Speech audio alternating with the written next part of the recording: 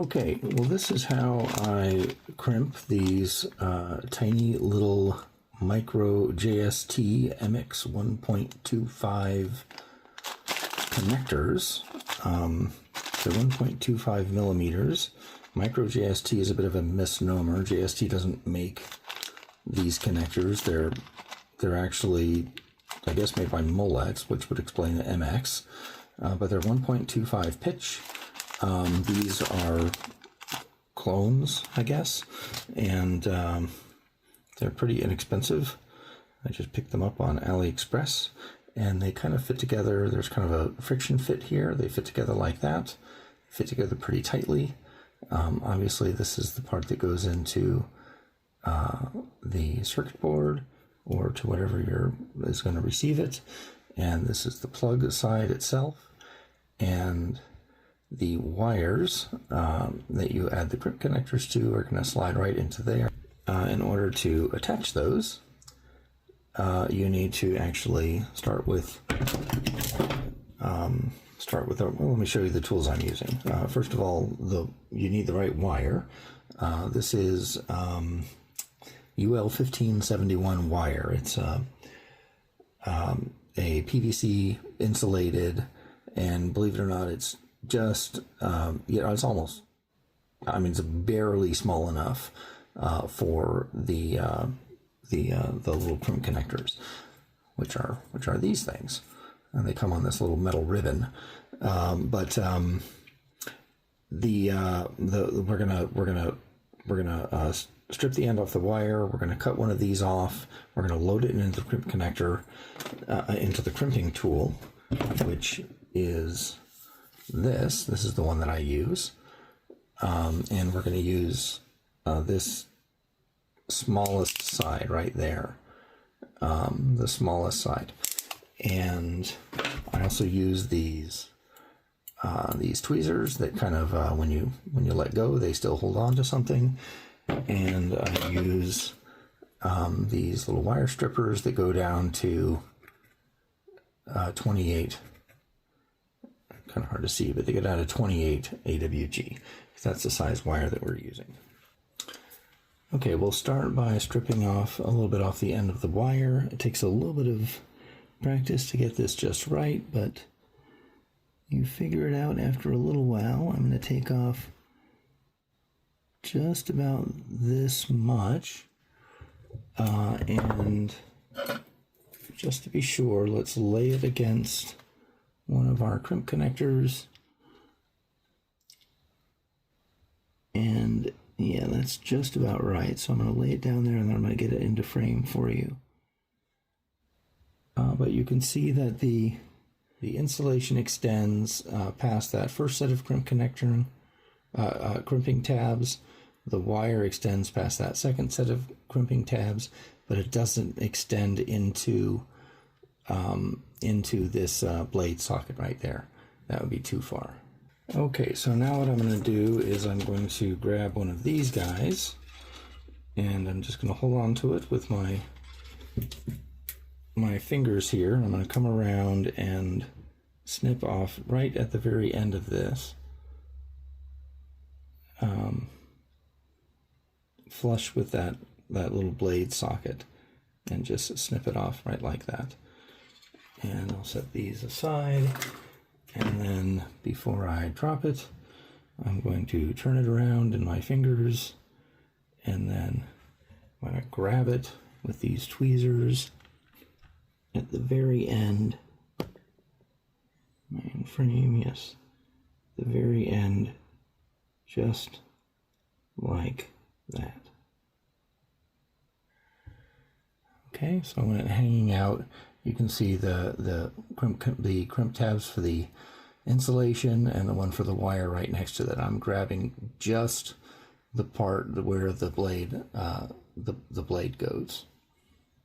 And I like to hold the crimping tool kind of, I don't know, I guess it's upside down like this. And we're going to open it up, and we want the opening to aim down, and it's going to go into that little slot right there, the opening aiming down. But I kind of like this view.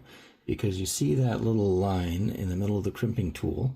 I like to line that up with the gap between those two sets of crimping tabs. And it's kind of hard to do this with the camera, but that looks like it's pretty well lined up.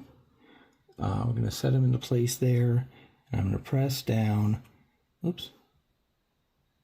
Yeah, it looks like they're lined up. And I'm going to press down and let it click once, and then let go. And I'm going to turn it around, and you'll see that our crimp connector is loaded and held in place right there. That's what it should look like. Now with the crimp connector held in place, I'm going to switch hands, and I like to hold the wire overhand like this, and I'm going to hold this kind of in the palm of my hand, and oops, I grabbed the wrong end of the wire. There we go. Yeah, because that is way too long. This is the one that I crimped earlier.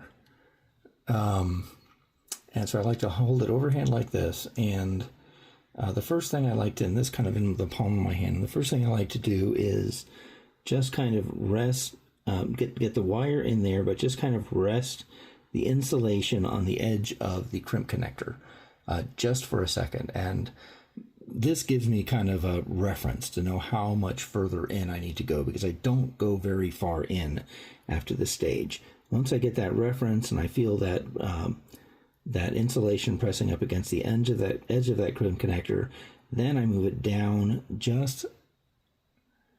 I move the wire down just a little bit, and once it's there in the opening, it's only going to go in a couple more millimeters, and then I'm going to feel resistance again, and that's the wires hitting. It's either the insulation hitting that second set of crimp connector, that second set of crimp tabs, or the wires hitting that blade receptacle.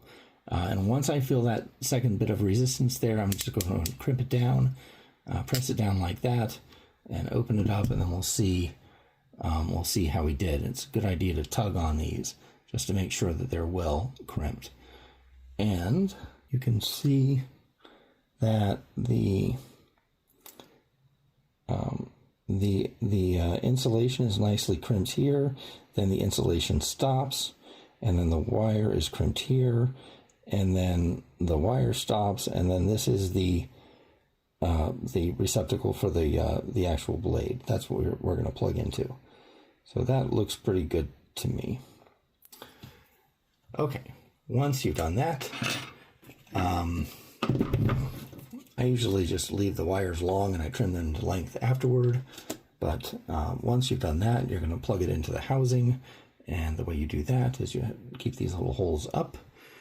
And right here is that little window right there is where we're going to see the little tab that holds it into place. And if we look at the crimp connector, there's the blade on that side, and there's that little tab that's going to hold it into place. So we want to aim that up and insert it into this hole here.